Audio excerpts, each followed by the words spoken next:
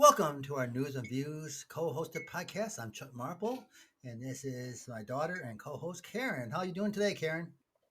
Pretty good. It's nice weather. It's a little cooler today, so that's really nice. How about you guys? Is it cooler than Georgia? Nope, it's hot, very hot. We actually mowed the lawn this morning, and we took showers after mowing the lawn. It was that hot. There's so much going on right now, so much throughout the world. I mean, you got the war in Ukraine that's supposed to last 4 days, and it's lasted better than 3 months. You've got inflation, you've got the hearings, you've got what's going on in the West with flooding. It's amazing. Let's start today talking something that's on everybody's mind: gas prices. What's gas price up there? Uh, 4.89 I saw yesterday. It was right around $5 last time I got gas. I have a Explorer with a pretty big tank, so it's a 78 to $80 thing for me right now. Ugh, we're doing we're 4.29 the last time we got gas, but then our illustrious governor here has given us a tax break on it, so that saves about 30 cents a gallon for us, or 40 cents a gallon. That's still ridiculous. What bothers me is that, and I saw this recently on a posting, that the oil price has not changed much in that time. It's been between 110 and 120, closer to 18, and it's been consistent that way, but the gas prices keep going up. I wonder why. Well, let's look at what the top four oil companies and energy companies have shown in first quarter profit. This is first quarter, and this is just January through March. We know that it's going to be a lot higher in April through June. But Shell had the highest at 9.1 billion profit. Profit, mind you. BP 6.2 million, Exxon 4.1, Chevron 6.1. It seems there's something wrong and they're paying their CEOs big bonuses. I think it's time maybe, and I really am overall happy how Biden is doing. But I think maybe it's time for Biden to get out there one way or the other and Congress. Let's show those companies that, it's enough screwing with us. You guys are making the money. It's time for you to start bringing those prices down. Do you follow Heather Cox Richardson on Facebook? No, I don't. I think you might like her. She does a really good job. She writes really long posts about current events and things going on. And then in the comments, she cites her sources. I read one she had this week that talked about gas prices. And it said that actually, right now, under Biden, there's more drilling in the U.S. than there was under Trump. More permits issued, more domestic drilling than there was the first year of Trump's presidency. Okay, what was her name again? Heather Cox Richardson. Richardson. Okay, I'll Because check it out. I think you'll find her interesting. She writes about everything, not just gas or whatever. She wrote about January 6th back in the day and the hearings, all of the things that are going on. She's writing about it with credible sources. It's not just made up. Yeah, I mean, if you take gas prices out of it, inflation is not horrible. I mean, I've seen food prices go up a bit, but we are still finishing up as Fauci said, as an endemic now, not necessarily a pandemic. But I mean, you guys all got COVID. I mean, it wasn't like Yeah, thank God you got it after everybody been taken care of, so it wasn't as bad as it could have right. been.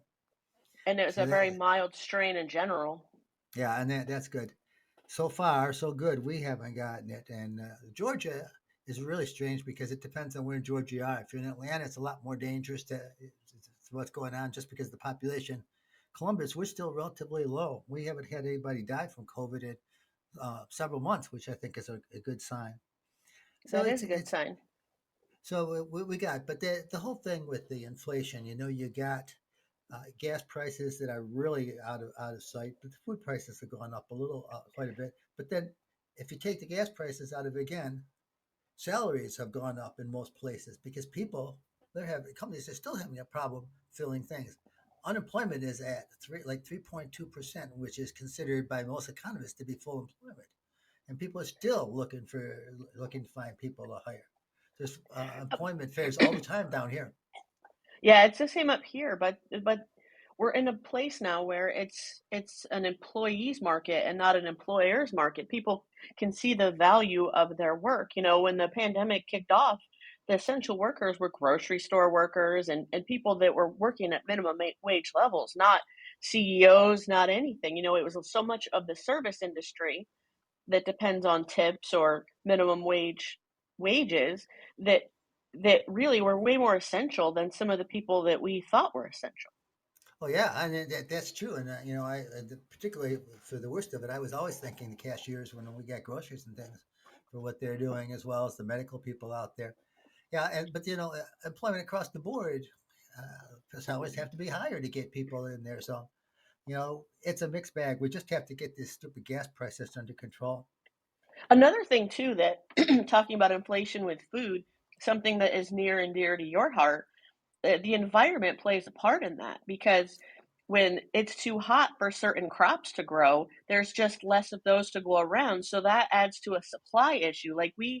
I don't know if you've ever heard of the peach truck, but it's this extraordinary family that started this program and they use a bunch of peach orchards right around middle Georgia where we live, and you can pre-order these peaches and they drive a truck to your area and they deliver peaches. So we got it last year, we're going to get it again this year, but I got an email yesterday that said the peach crop is definitely down, but that anybody that's pre-ordered peaches doesn't have to worry, but we're not going to see them in stores for the most part because the crops are so low this year. Yeah, we're having a certain amount of drought down here. We've had such high uh, uh, humidity as well as high temperatures. It's been over 100, feels like 100 for most of the past 2 weeks, and it's going to be that for the rest of this coming week too. That brings us to the whole concept of climate. You take the mountain range, the Cascades, the Rockies on the west coast. If you are on the west side of that, it's dry as bone. The Colorado River is in big, big trouble. And we'll get to that in a moment.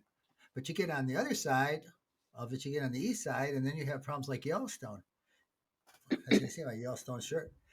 Yellowstone is a beautiful place. I've been there. I spent a couple of days there and stayed actually in the North Loop that's going to be closed probably for this entire season because they've locked down. But they have a problem with too much water, too much flooding on that side. And then we're having the drought to some extent here, but we will have rain eventually, and it won't be as anything like they have out there. But the Colorado River, they're talking about that Lake Mead and Lake Powell, the two big reservoirs that created during the Depression to bring power and water throughout the West Coast, are down to like 30% of the capacity. I mean, they're finding bodies that were buried in those things.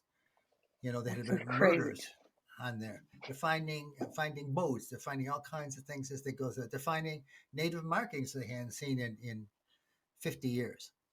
It is such a change out there, and all those states are dependent on water. Uh, our sons-in-laws live in Phoenix, and I haven't talked to them lately. But the Phoenix is having a big problem with getting enough water because California takes so much. Yeah. So much of it is dependent on some of the various crops like almonds. Hmm. I love almonds, but they are probably the most water intensive of all the crops that they have out there. But But the a crops are lot not absolute I was prices. gonna say a lot of it is like the way our society is, and like a complete disregard that these things can run out. I remember living in Georgia when we would have like watering ordinances where, even numbered houses water their lawn this day and odd. And the number of people that didn't take that seriously was astounding. Like your pretty lawn is more important than other people's just drinking water or crop water. Like your lawn doesn't really matter in the grand scheme of things. Yeah, and out west is basically you're not going to be able to water more than once a day, once a week now, and they're talking about not being able to water at all before this is all done.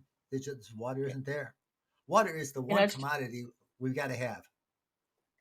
And we have too much of it. And like you said, in some places, they talk about the ice caps melting and all of that. And it's flooding will be catastrophic. So we don't want that to happen either. But drought is equally as catastrophic. And yet here we are worrying about fossil fuels and the issues with them. I don't know where we're going. I mean, we've got an awareness of it. If an asteroid was coming towards the Earth right now, like in Deep Impact and Armageddon, we probably as a world were trying to find a way to do something about, we to unite, and yet we are going in such a disastrous direction with the climate, and all we're doing is arguing about fighting communist or the old communist way of Russia, the imperialistic Russia coming back, and what's going on in the Middle East, and now with China and everything else. We've become so divisive worldwide as well as in the United States. The only And positive one, thing that go ahead.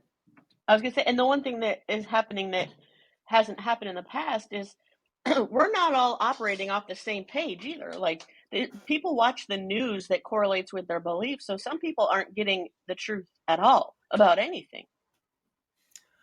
Amen to that. And it's a sad thing because with everything that's going on, we have been allowed, and this is social media. Social media is a great thing to keep people together. I mean, obviously, here we're doing this because of it, but it also, because of the AI they use on it, it focuses on what you already believe. We don't see the other side as much. Certainly, the people who are following things like Fox News, and then they get their stuff on Facebook. All the Facebook stuff is going to be stuff that they would see on Fox News, so they don't really get to see it. And the problem we have too is that we tend to magnify our differences in our own ways. We need to, and I've said this to many people. We need to talk with people, not at people. And all we're doing right now Right. on both sides is we're talking at people. We're pushing a hate when we should be pushing a love. And if we Yeah. can sit down and talk about these things, maybe we can come to some agreement. It's not going to be easy when you got a third of the people still believing that Donald Trump won the last election. And despite all the information that, I mean, each day of the hearings is like 5 new bombshells are dropped. His own daughter is not taking his side on this, and I had a feeling at the time that she had a little more common sense and wasn't part of it because of the way that she and Jared sort of faded out of public view, and he turns around and insults her and basically acts like she was completely disengaged from the process. I'm like, that's not true. She was standing right there with you under that tent in the video that I saw on January 6th. So you're lying. Like, we can see plainly she was right there. And you're trying to change what we saw. Yeah, and It's like telling people that airplanes did not hit the World Trade Centers. We all know they did. We saw them do it. yeah, there's still But people believe that we never been on the moon either. Yeah, well, it's like when he was running in 2016 and talked about thousands of people celebrating hitting the World Trade Center in Newark, New Jersey, on top of rooftops and everything, which did not happen. But the no, problem that we have is that lies are accepted as the truth, and truth is right. And accepted as the truth. if you don't like something, you just call it fake news, and that's that. Well, that leads us into the hearings. I'll be honest; I've watched all three of them from beginning to end. I almost got put to sleep by the judge the other day when he started out. He was really slow to speak. Even doing this is way faster than he was. But yet, at the end, he did a very cogent and very complete and very quickly done warning to us, warning that we are in trouble the way it's going if we can't come together and accept what the truth is on this last election, and how dangerous it is for that lie to be perpetuated. I mean, when now they're talking about 40 feet may very well been the difference between the life and death of the vice president. 40 feet. That's all it was between him being safely gotten out of there and being caught by the mobsters who came into the Capitol. And can you imagine how many deaths would have happened just at the point of them trying to take him? The Secret Service would have taken out quite a few people too, but they And wouldn't have that had enough balls for all the people that were coming after him. it it's mind blowing to me. I had a feeling of dread leading up to it because there's a local guy here that had been starting trouble around the area, driving around. He has a charter bus company, and he would have his bus lead this group of people that would honk and drive around with Trump flags and everything. And they tried to hold a Trump rally at the museum, and it was like this guy's just been nuts since 2020. And he went to the Capitol, and he had pictures on his Facebook and video of him inside the Capitol on his Facebook. And it took until May of last year, but he got caught. And he part of his house arrest and all of that is he's not allowed on social media, but he passionately believed all of this, and he all of his posts leading up to January 6th were talking about this is 1776 and we're going to war and we're going to get our independence back and all this other stuff. And it was like, how do you believe that? Like, it's so hard for me to understand how he could actually believe that. It has been hard for me to believe, to accept what they've been saying for so long, to be out with the absolute lies that's going on.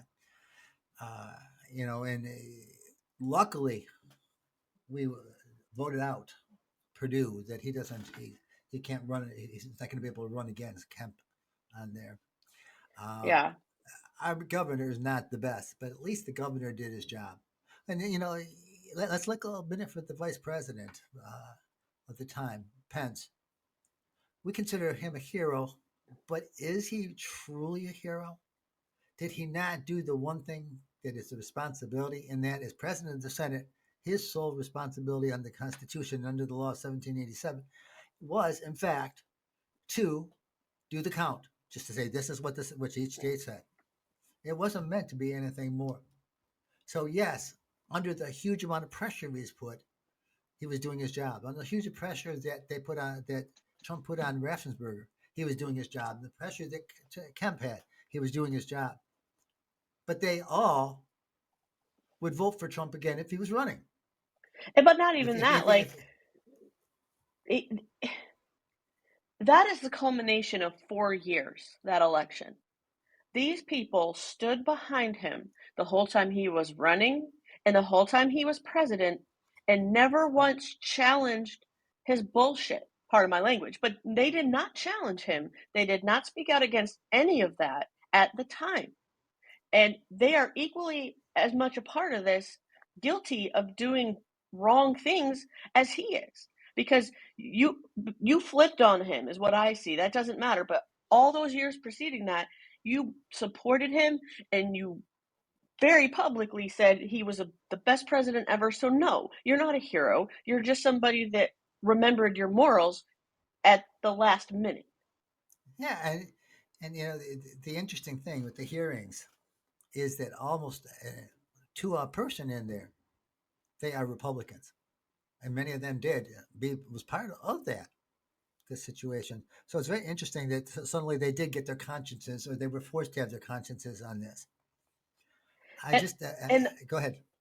all of them, all of those Republicans, Marco Rubio, Jeb Bush, everybody that ran against him, they knew exactly who he was when they were running against him. So to see them support him now publicly, or before the election, even at any point, support him publicly, makes me so angry, because it's more about the party and not the country.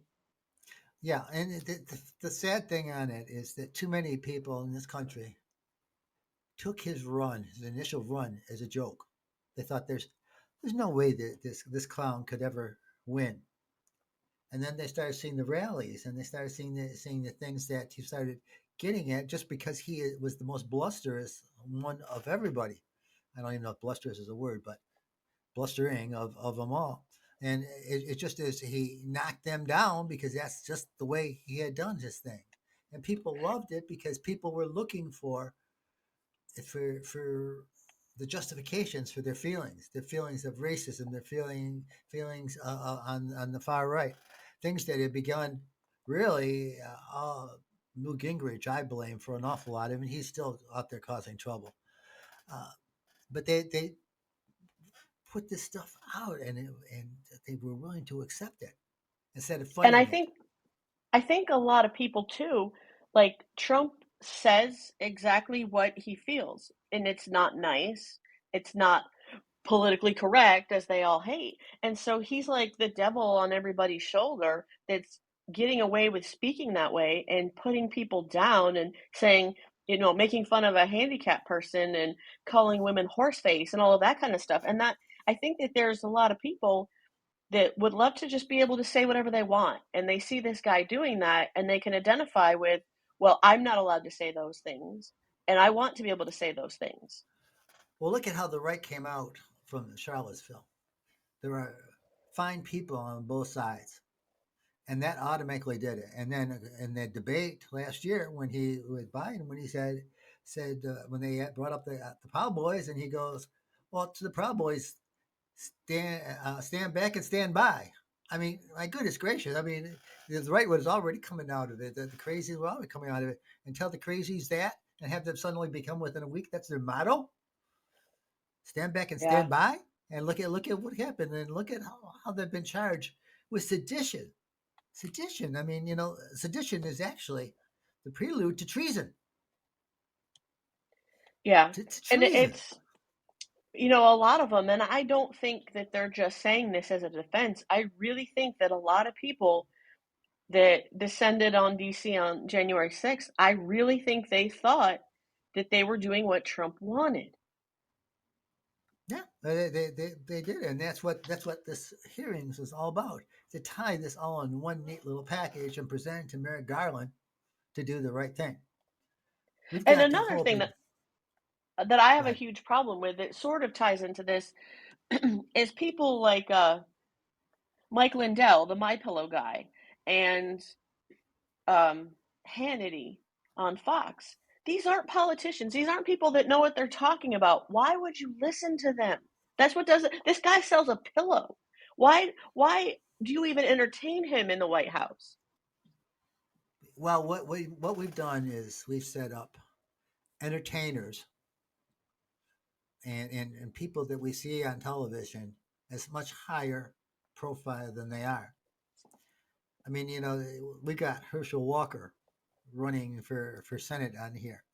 We've got a man who is really pastoring for this state in Reverend Warnock, literally being a pastor for us and doing the right things to help people, white and black. Doesn't matter to him. He's out there helping people, and yet we got Herschel Walker, who's only now admitted that he's got all these illegitimate children.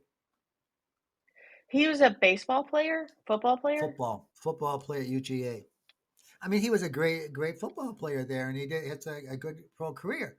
But does that make him qualified? I mean, that's like Tuberville getting elected to the Senate from there. He didn't know the three branches of government. Or He didn't like know that, or when the wars were, or anything else. Caitlyn Jenner. What qualifications does she have to run for anything? You won the decathlon in the 1970s. Like you are on TV. You were married to uh the Kardashians. Like you're not meant for government. You have no experience to run for anything. Well, and see, people just wanted something different, and they looked at those kinds of people, and they're really not qualified. I mean, But you talk about go ahead. entertainers and Ronald Reagan, disagree with his politics or not, but he still handled himself like a decent person. He didn't just bluster around and insult people for the fun of it. No, he didn't. In fact, he had the ability to bring people together. Um, I didn't. A lot of his policies were horrible. In fact, the banking crises we keep going through had their roots there. Uh, Mail and bank and unions and all that kind of stuff had their genesis of having problems in the Reagan administration. Um, so much of the economy got messed up by the right having that power at the time. But there was no doubt in people's minds that he did care about this country, and he worked to make it a better country in his own way. We may not And like those he ways, but at least he was normal. and he didn't embarrass us in an international stage. Like I think that with the Soviet Union, he handled himself really well. Yeah, but then now we got Putin. I don't want to. Yeah. We don't have the time to go into all that entails. But it is a very very complicated world when truth no longer matters, and you can't convince Yeah. people that the lie is anything but a lie. They don't believe that. They think that okay, the crazy liberals are out there, Or they'll and you say, know that "There's there's no way Biden won because I don't see anybody wearing Biden shirts and carrying Biden flags and putting Biden signs on their lawn."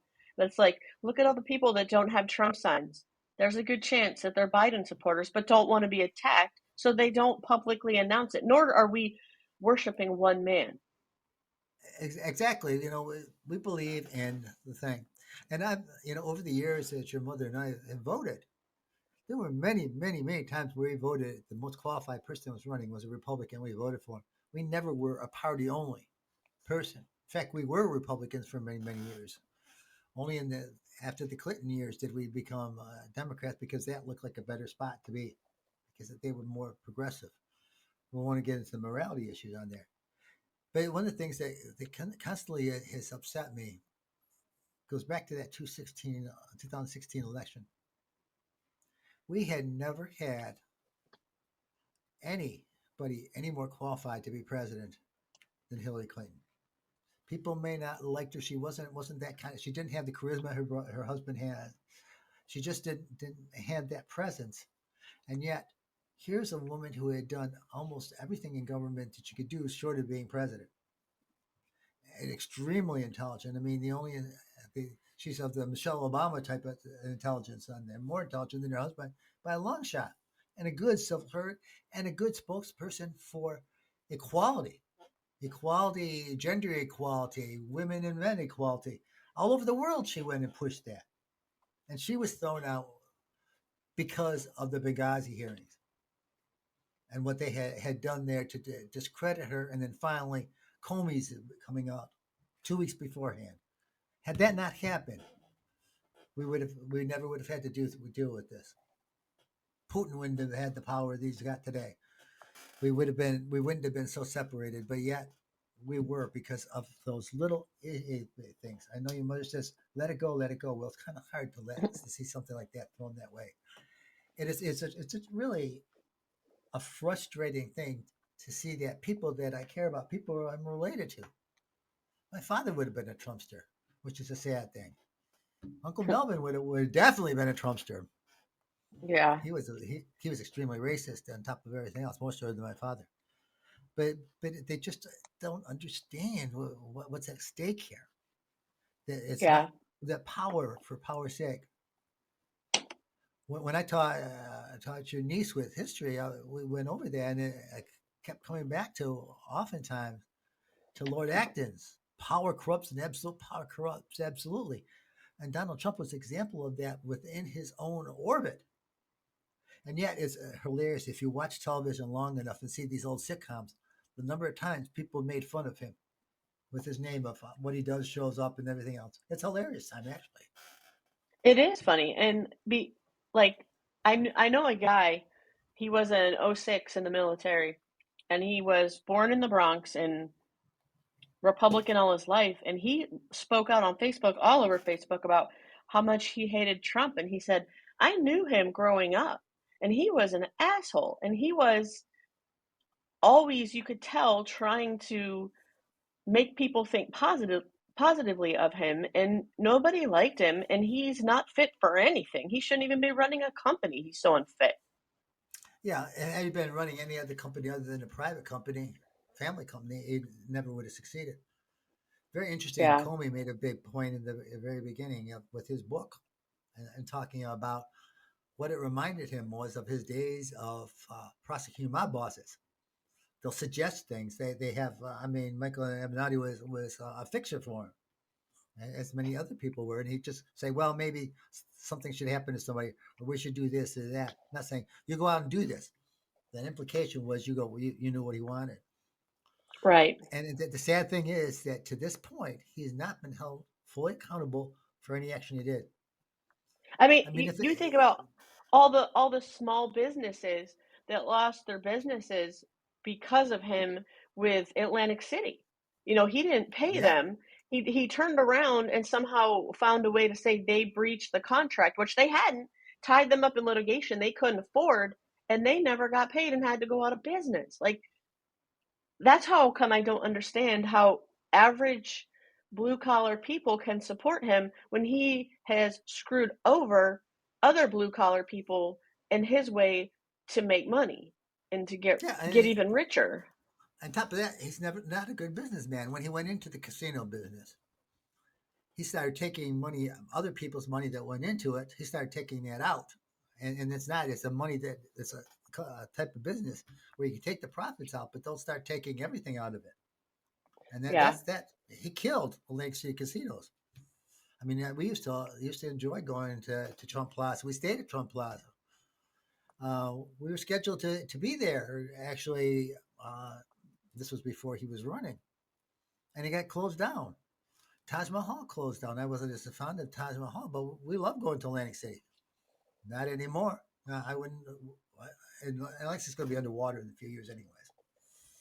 Yeah, Getting back he to the climate also, change. like, people talk about how he's like a self-made millionaire, and that's not true because his father, Fred Trump, was signing money over in his name, all of his kids' names, as soon as they were born. He had over $1 million before he was 6 months old, Yeah, I mean, like in his name.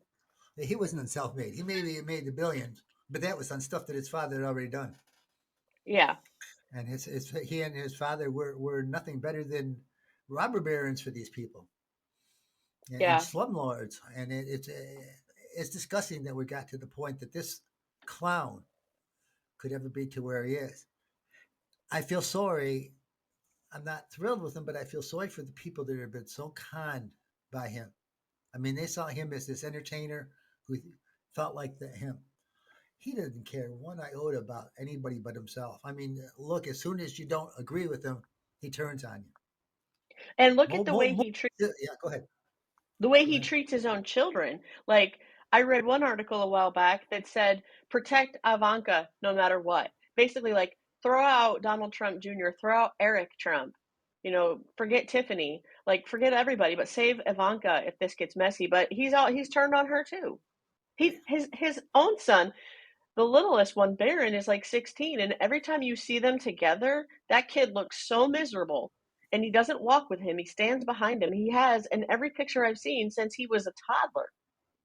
Well, would you want to, if you were particularly a teenager and everything, would you want to be seen with your parents and have your parent be like he is? He That's walks got to with be his mother, torturous. though. I'm sure Yeah. that he barely knows that's his father. Well, Trump never cared about his kids until they were old enough to be an asset for him, to be on there. Yeah.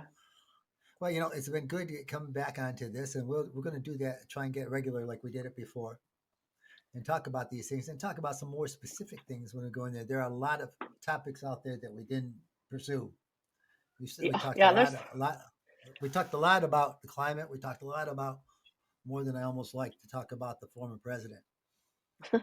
But it is to get you back. Good to be back in the saddle and doing these things that I had abandoned because I was so frustrated. I can't allow frustration in our time of need. So it's good to be back with you. Of course, we talk anyways, but here it's good to be back with you online and doing these podcasts. So thank you, listeners, for being there out for us. You know, come back to us, give us information, and ask topics or whatever. Uh, this will be posted on YouTube. This will be posted on the regular podcast that I always put on as well, the non-visual podcast. So again, thank you for listening. God bless you. God bless this great country and its leaders. Protect all those people who are fighting for democracy in Ukraine. Good afternoon.